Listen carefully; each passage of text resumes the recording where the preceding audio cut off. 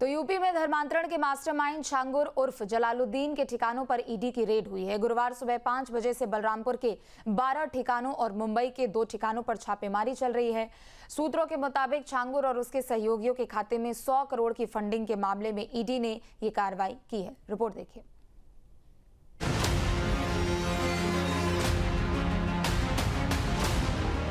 धर्मांतरण के सिंडिकेट पर जारी है प्रहार। छांगुर पर एटीएस के बाद ईडी ने कसा शिकंजा। मुंबई से बलरामपुर तक 14 ठिकानों पर रेड। बलरामपुर से दुबई तक अवैध लेन देन की जांच। जड़ से खत्म होगा धर्मांतरण का गिरोह। यूपी में धर्मांतरण के सिंडिकेट जलालुद्दीन उर्फ छांगुर पर शिकंजा कसता जा रहा है। छांगुर और उसके करीबियों से एटीएस की पूछताछ जारी है। अब पैसों की अवैध तरीके से लेन देन मामले में ईडी ने भी छांगुर और इनके गुर्गों पर शिकंजा कसना शुरू कर दिया है। छांगुर के 14 ठिकानों पर ईडी की छापेमारी। बलरामपुर में 12 ठिकानों पर चल रही है रेड। मुंबई में छांगुर के 2 ठिकानों पर छापेमारी। सुबह 5 बजे से ईडी की टीम कर रही है जांच। 100 करोड़ की अवैध लेन देन मामले में पड़ताल, हवाला, विदेशी फंडिंग और मनी लॉन्ड्रिंग की जांच। मुंबई के बांद्रा में शहजाद शेख से पूछताछ। नवीन ने शहजाद को दी थी 2 करोड़ की रकम। छांगुर का करीबी नवीन भी ईडी के रडार पर। बलरामपुर धर्मांतरण मामले में अब छांगुर बाबा की मुश्किलें बढ़ती हुई नजर आ रही हैं। इस पूरे मामले में अब ईडी की भी एंट्री हो गई है। मैं इस वक्त मौजूद हूँ, ये आप देख पा रहे हैं आसिफिया हुसैनी कलेक्शन। ये छांगुर बाबा का ही बताया जाता है कि पूरा कॉम्प्लेक्स है और आज आप बाहर देख रहे हैं कि ये फोर्सेस तैनात हैं क्योंकि अंदर ईडी की टीमें मौजूद हैं। बलरामपुर में करीब 12 से 14 जगहों पर ये पूरी रेड चल रही है। तमाम दस्तावेजों को सुबह से ही खंगाला जा रहा है। करीब अलग अलग टीमें यहाँ पर आई हुई हैं जो लगातार अपने इस पूरे काम को अंजाम देने का काम कर रही हैं। सुबह 5 बजे से अलग अलग ठिकानों पर एक साथ ईडी की तमाम टीमें पहुंची हुई हैं। तमाम दस्तावेजों को खंगाला जा रहा है, तमाम चीज़ों को खंगाला जा रहा है। 100 करोड़ के आसपास की जानकारी तो सिर्फ एसटीएफ की तरफ से दी गई थी। इसके अतिरिक्त करीब बड़ी संख्या में ये रकम होने की बात सामने आ रही है। जांच के दौरान यूपी एटीएस को छांगुर गिरोह के हवाला नेटवर्क, संदिग्ध बैंक ट्रांजैक्शन और विदेशी फंडिंग के कई सुराग हाथ लगे थे। विदेशी फंडिंग को लेकर एटीएस ने ईडी को दस्तावेज सौंपे थे, जिसके बाद अब ईडी ने छांगुर के गुर्गों पर शिकंजा कसना शुरू कर दिया है। सूत्रों के मुताबिक ईडी की जांच में पता चला है कि गिरोह के 30 में से 18 बैंक खातों में करीब 68 करोड़ रुपए का ट्रांजैक्शन हुआ। महज 3 महीनों में इन खातों में 7 करोड़ रुपए की विदेशी फंडिंग हुई। रकम हवाला और मनी लॉन्ड्रिंग नेटवर्क के जरिए दूसरे देशों से भेजी गई। ईडी को पैसों का ये लेन देन धर्मांतरण नेटवर्क से जुड़ी हवाला फंडिंग का हिस्सा होने का शक है।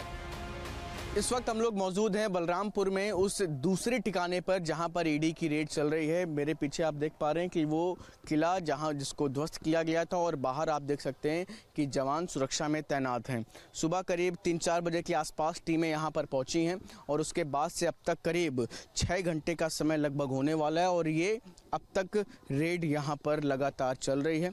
इसी तरह करीब अभी हम पहले भी ठिकाने पर गए थे और अभी दूसरे ठिकाने पर पहुंचे हैं और यहाँ पर भी ये रेड लगातार जारी है। हवाले की रकम, अलग अलग जगहों से ट्रांजैक्शन, कई विदेशी खातों से बड़ी रकम, करीब 100 करोड़ के आसपास का इनपुट एसटीएफ की तरफ से दिया गया था। सूत्रों के मुताबिक गिरोह के बैंक ऑफ बड़ौदा के एक खाते में 5 करोड़ रुपए के संदिग्ध लेन देन हुए। 24 फरवरी से 28 जून 2021 के बीच 13 करोड़ 90 लाख रुपए जमा हुए। इसी खाते से 13 करोड़ 58 लाख 5,882 रुपए निकाले गए। नवीन के बैंक ऑफ बड़ौदा के खाते में 16 करोड़ 22 लाख रुपए एनईएफटी के जरिए जमा हुए। एक अन्य खाते में विदेश से नेफ्ट के जरिए 18 करोड़ 66 लाख 21,066 रुपए जमा हुए। यूएईएक्स के माध्यम से उसी खाते में 2 लाख रुपए जमा हुए जो संदिग्ध हैं। इस खाते से 3,32,784 रुपए एनआरआई एनआरओ खाते में ट्रांसफर किए गए। नवीन के एचडीएफसी बैंक के खाते में 25 अक्टूबर 2021 से 6 जून 2024 के बीच संदिग्ध लेन देन पाए गए। इस दौरान 7 करोड़ 62 लाख 59,467 रुपए जमा हुए और 7 करोड़ 62 लाख 59,461 रुपए निकाले गए। मुताबिक गिरोह के बैंक ऑफ बड़ौदा के एक खाते में 5 करोड़ रुपए के संदिग्ध लेन देन हुए।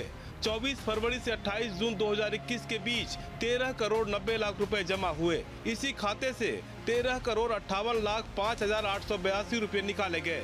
नवीन के बैंक ऑफ बड़ौदा के खाते में 16 करोड़ 22 लाख रुपए NEFT के जरिए जमा हुए। एक अन्य खाते में विदेश से नेफ्ट के जरिए 18 करोड़ 66 लाख 21,066 रुपए जमा हुए। UAEX के माध्यम से उसी खाते में 2 लाख रुपए जमा हुए जो संदिग्ध हैं। इस खाते से 3,32,784 रुपए NRI NRO खाते में ट्रांसफर किए गए। नवीन के HDFC बैंक के खाते में 25 अक्टूबर 2021 से 6 जून 2024 के बीच संदिग्ध लेन देन पाए गए। इस दौरान 7 करोड़ 62 लाख 59,467 रुपए जमा हुए और 7 करोड़ 62 लाख 59,461 रुपए निकाले गए।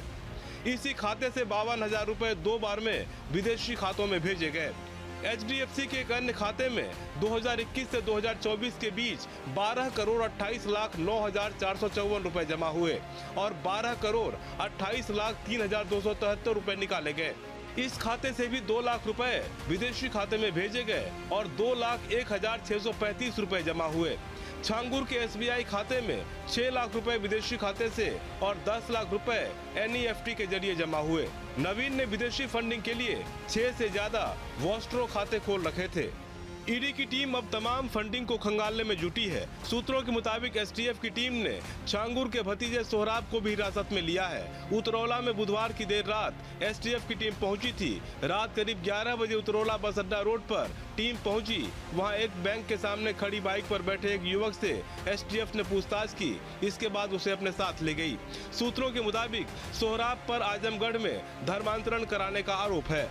आजमगढ़ से 2023 में सामूहिक धर्मांतरण का मामला सामने आया था।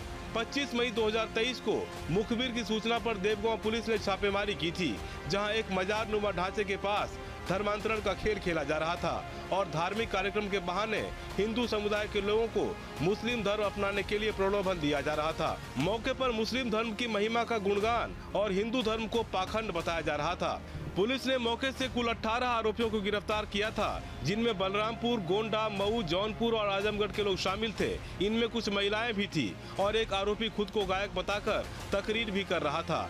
गिरफ्तार अभियुक्तों ने कबूल किया था कि उन्हें ऊपर से पैसे मिलते हैं और वे पैसे के बदले हिंदू धर्म से मुस्लिम धर्म में लोगों को परिवर्तित कराते हैं।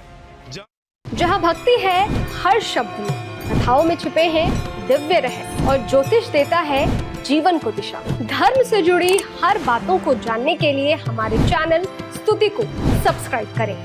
चैनल पर जाने के लिए इस लिंक पर क्लिक करें।